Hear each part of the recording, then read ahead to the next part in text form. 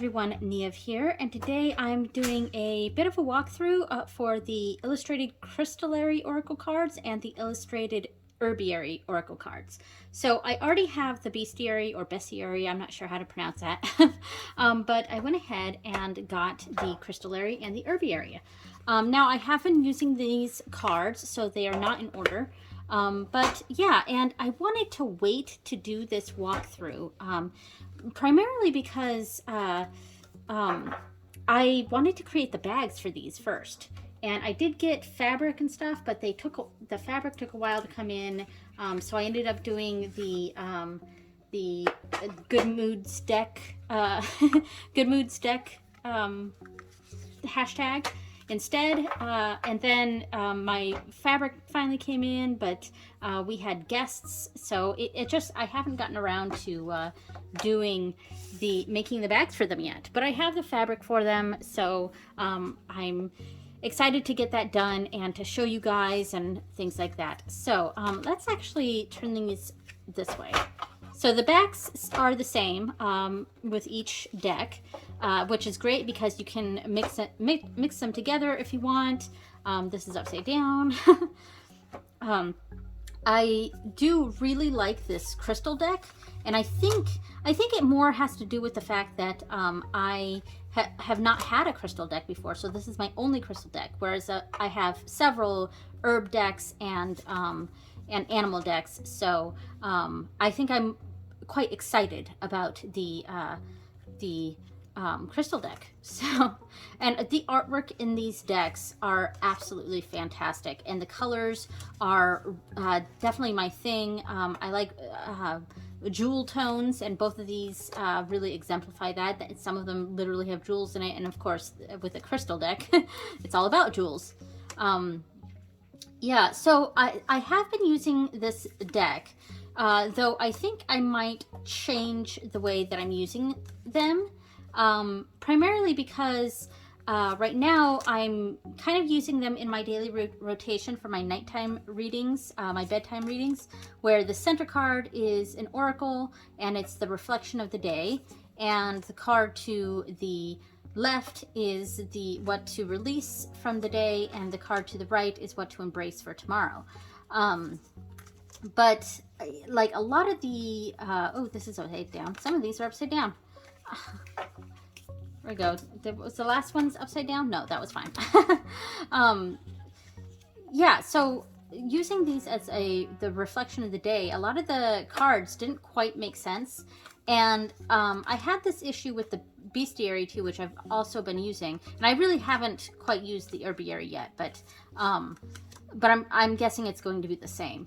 Where the book is, I don't know, the book explanations are not very helpful for me. They don't quite, like, I need a clearer answer, and I think the book, like, I do like that these cards have keywords on them, and I would hope that the book would elaborate on the keywords and maybe even talk about how that relates to the crystal or the herb, something like that. Whereas what you actually get from the book is very, I don't know, wishy-washy, I guess.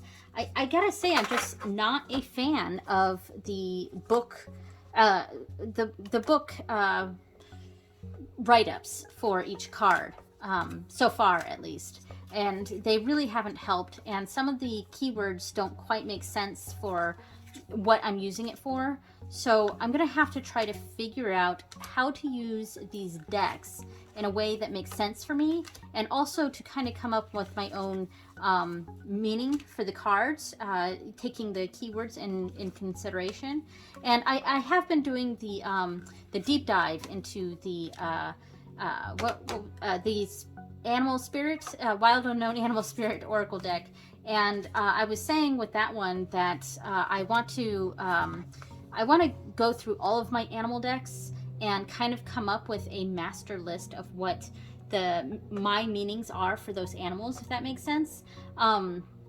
Because again, with that book, I'm also having difficulties kind of understanding the the write-ups and how they might relate to readings and stuff. And I don't know, maybe this is part of an issue that I have with oracle cards in general. I'm not sure. But yeah, so the write-ups in here don't make a lot of sense for me. Like, let me go ahead, let me shuffle some of these. And since I don't mind the size of them too much, they're kind of easy to shuffle sideways like that, but I can't bridge them. But they do shuffle fine side, and then doing a few overhands. But let me pull out a card as an example. So let me see. So I'm going to pull out this one as an example. And it says citrine, one of my favorite stones, full of riches. Now, I happen to know a bit about citrine, and I know that it's used as a money draw stone. So it's definitely an abundance or prosperity type of stone. So this relating to how I'd been using it, so like the reflection of the day. I might think of how fulfilling my day was, full of riches or something like that. So I mean, this one actually somewhat fits, but this might be a bit more of a confusion if I had a particularly terrible day, or I could say, you know, I could turn that and say focus on you know, the day was rough, but focus on what really mattered. So this one's actually not too difficult, but let's see what the book says for citrine. Yeah, so it says, citrine has no patience for navel-gazing and narcissism. There's a whole world out there. Citrine admonishes, guiding your attention to the abundance around you. Turn outward, citrine reminds... Turn outward, citrine reminds, watching as you haltingly move your gaze from your own troubles to the tiny leaves unfurling on the oak's branches. Citrine knows it can be tough to turn your ear to the whisper of crow wings, cutting the afternoon stillness when you're used to listening to your own internal monologues and self-deprecating harangues. But citrine is persistent in pushing you beyond yourself, nodding sagely as you slowly slip out of self-absorption and into the stillness of contentment. The world is full of riches, citrine affirms, and in that abundance you'll find your joy. So actually, that one wasn't too bad, but it's still just a lot of words when I really, really wish they would just have a few keywords or a key phrase or something that ties this together. Because I'm not going to want to read the full paragraph for every single thing, if that makes sense. I don't know. So this one was kind of a bad example because that one was not too bad. Fill yourself. That's a little bit obscure. I'm just going to look in for morganite and see what that says real quick. Okay. So like morganite. Breathe into your heart, Morganite advises. From this space, you can expand into unexplored parts of your being, connecting with the worlds both within and around you in new ways. With your heart open, you can dive deep into your relationships, both with the human world and the non-human world, finding facets that didn't exist until Morganite helped you breathe them to life. Stretch into your fullness, Morganite whispers. From this place, the things that are not you get slowly crowded by the truths of your soul. This is not a quick process, Morganite knows. It's the work of years of lifetimes, but it's work worth doing for the surety and peace of being wholly yourself. So I can glean something from that, but I really wish it would just have an in short, like a few keywords, key phrases, and a lot of these are written somewhat more like advice instead of a reflection, if that makes sense. And so in that way, this is not working for me because I've been using it as a reflection of the day card, and a lot of the cards just don't make sense for the reflection of my day, if that makes sense. Yeah, so that is the issue that I'm having with these decks right now. I love the artwork in them. I do like that they have keywords on there.